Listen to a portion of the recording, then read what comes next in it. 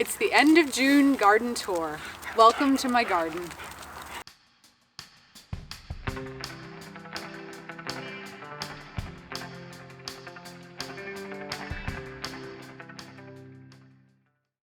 Say, these are our sweet potatoes we're trying out this year. This is I believe it's called the Treasure Island series, and they are ornamental and edible. So you get kind of the beauty of your typical sweet potato vine, but they're also going to produce supposedly good-sized edible tubers. This is my little bubby man I'm growing here. Say hi, bubby man. Hey, you gotta look at the camera. You say hi? Hi. So here's a purple one over here. But I'm liking them so far. And I'm trying figs again in containers. I've got Lola Martin here, and this is Fantasia, I believe.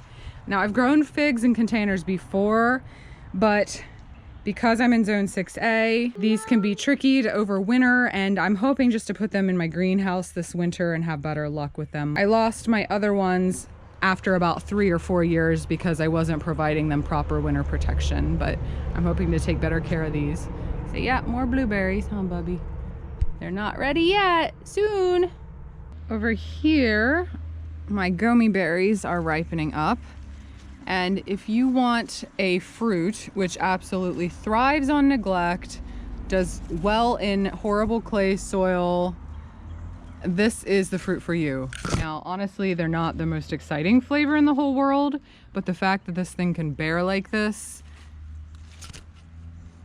and I've never done anything to help it along, is pretty amazing.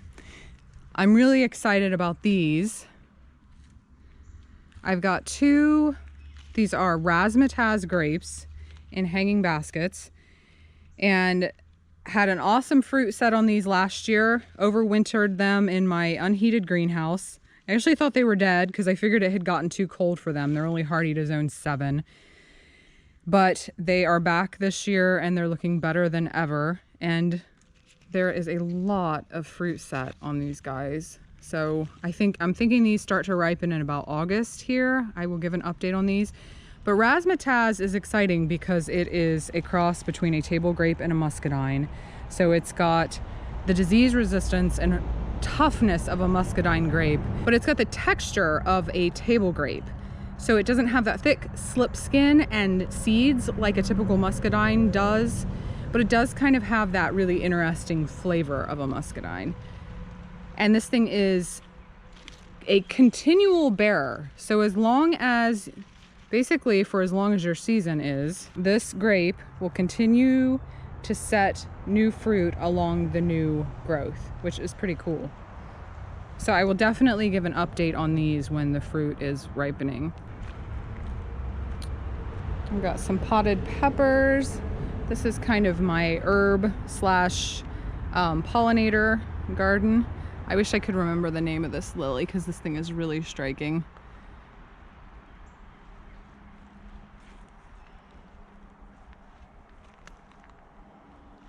Some potted tomatoes. So main garden is over here. This is a fun little experiment I'm trying. We had a tree go down in a big windstorm, and my husband cut this up, and it was all hollow. And I looked at them and thought, it's a perfect for a planter. So I'm giving it a shot. My elderberries are going nuts this year. I had to hack them back last year, so unfortunately we're not going to get a whole lot of flower set and fruit, but we have a little bit going on.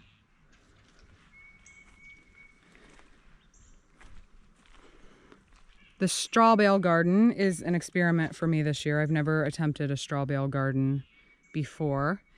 And I was pretty skeptical about how well this would possibly do. I just did not expect good results, but everything is looking pretty good so far. I've got potatoes. These are willow leaf butter beans. I've got some additional, these are like aroma type pole bean. We're getting some flowers set already and they look pretty healthy. And I'm doing tomatoes. and peppers. And everything's going pretty well so far. I've got my cow panel trellis back here. I'm doing cucumbers. I've got all these crates sitting here just kind of hoping to deter the critters from nibbling on these while they were young. I'm gonna get these out of here pretty soon. And then I've got a few castor beans, which will get enormous. And then I'm doing some of my indeterminate tomatoes, which will be trellised along this cow panel as they grow. I'm excited about this experiment. So you may have noticed, like I did, that the compost pile pumpkins are always the best pumpkins. So I decided to just kind of work with nature and plant my pumpkins directly in the compost pile. So basically, I'm not a great composter. All we do is just pile stuff up back here. And when I was getting ready to plant, I just scraped the top layer of everything back to the back section to expose the good rotten compost that was underneath. Kind of forked it up a little bit, but really didn't do much else, and planted my transplants right in here and then gave it a good cover of leaf mulch.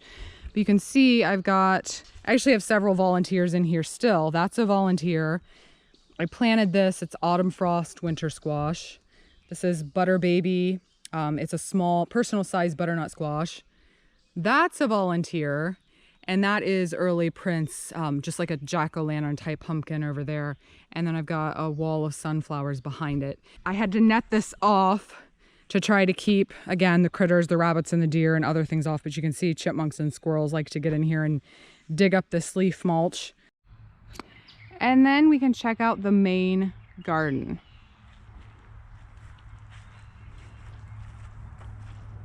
So my daughter did the Harry Potter themed illustrations for this door. She chose the Professor Sprout's herbology class to keep it tied in with the garden. Strawberries are pretty much done at this point, and we're kind of in a transition time between the cool season and the warm season crops. So most of my cool season crops are kind of coming to an end, and I'm transitioning out with warm season stuff. As you can see, peas. This is my poor pea that I did not provide a tall enough trellis, but we're still getting sugar snaps off of that. A lot of my carrots are being picked now. And a lot of my cool season herbs have gone to, they have bolted already. Got some Cossack kohlrabi down there, and those will get giant eventually, at least twice the size of this one. This trellis, I've got pole beans planted on one side and a loofah gourd on the other. So those will climb up as the season goes. See, I've got these swallowtail butterfly caterpillars all over my dill in here. More of the Treasure Island sweet potatoes. We've got a tomatillo in there. A lot of calendula blooming now. I've got some cucumber starts that'll climb up this little trellis here. My poor little bumblebee guy. I don't know what's going on with him, but he's kind of droopy. I'm hoping he revives. These peas will come out and that will get planted in a buckwheat cover crop. This whole bed is mostly got ornamental peppers, some ornamental millet, a lot of zinnias. You can see my cilantro has bolted, and I love to let this stuff bolt because the beneficial insects just love these little flowers. My fennel back here with it's a mixed fennel and nasturtium and pepper and endive bed. I've got my Chinese cabbage really needs harvested here. That it's getting a little hot for that. And I've got some regular ball-headed cabbage, a purple type, Omero, and back here is one of my favorites. It's a tiara. It's like a baby heading cabbage. I've got a Little Ben mini gooseberry, which I'm pretty excited about. Over here, I'm trialing some container sweet corn. So it was sweet corn that was bred specifically for containers. And I looked at it for the first time last year, and it actually did really well for me. I need to get in here and thin these out, but I'm doing ultimately I'll do 6 plants per container, and I've got a white, a yellow, and a bicolor sweet corn. And then I have my large planting of sweet corn at my mom and dad's place. Back here, I'm trialing a no-dig potato. So basically I just plopped the cut potato pieces on the ground and have been mounding them up with grass clippings and straw and chicken bedding and all kinds of stuff. So they're looking pretty happy, and I'm actually interested to see, I'm gonna compare the results from this no-dig method to a traditional hill method, which I have planted at my mom and dad's house. I've got potatoes in containers back there, and then I've got my potatoes in the straw bale gardens over here, and that way I'll be able to kind of get an idea of how well each method does for me this year. So again, more carrots. My broccoli's starting to bolt over here. I've got peppers in here, lettuce, chard, borage, which is just starting to form some blooms. My onions are coming along. I've got pretty good bulb formation on some of these. Not too much longer, they'll be ready to harvest. I've got, this one's fun. This is a purple queen bean. So it is a really beautiful dark purple pod. And I love these plants because they do have this purple, the purple blooms, and then the stems are kind of tinted purple. Back here it is a little bug eaten, but I've got Joy's Midnight Chard, which is a really neat one. It does stay that dark purpley red all season. Of course, my lacinato type kale here. Here are the potato grow tubs. And I've never had potatoes grow quite that tall in grow tubs. So really, ideally, this would have been nice to grow in like a potato tower, basically, and keep adding bedding as they grow, or adding mulch as they grow. I'm just gonna leave them at this point and see how they do at harvest time. This was my burgundy sprouting broccoli, and I had a green. This is Montebello sprouting broccoli over here. My romaine harvest is underway, just kind of cutting these heads out as we need them.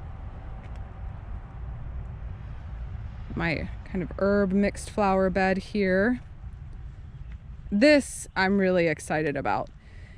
This is my mulberry cauliflower, and that color is just stunning. And I've grown this one in the spring and the fall, and it always does really well, and that color is always like that. And then back here is most of my warm season stuff. So we've got cucumbers, a whole row of peppers planted here, some sunflowers, and I've got my watermelon, and then what do I have back here? Mexican mint marigold. I've got a little okra coming up here, some zinnias. But yeah, these are all hot peppers. We go through a lot of hot peppers here. And then over here, got some safflower, celeriac. This is just a flower mix, more beans. And then back there in the last row is mostly determinate tomatoes, a few summer squash, some basil stuck in there. This tarped in area, pretty soon I'm gonna pull the tarp off. I was solarizing this to get rid of weeds. I'm gonna pull the tarp off. I'm gonna do this whole area in a buckwheat cover crop. And then this is where all of my fall planted vegetables will go. But that's pretty much it for this garden location. Stay tuned because I'm hoping to give an update on the even larger vegetable crop planting that I have at my parents' house, because we've done a lot of work over there and I've not really been able to showcase that yet, but hopefully soon. And be sure to stop back for more garden updates. Thanks for watching, and I'll see you next time.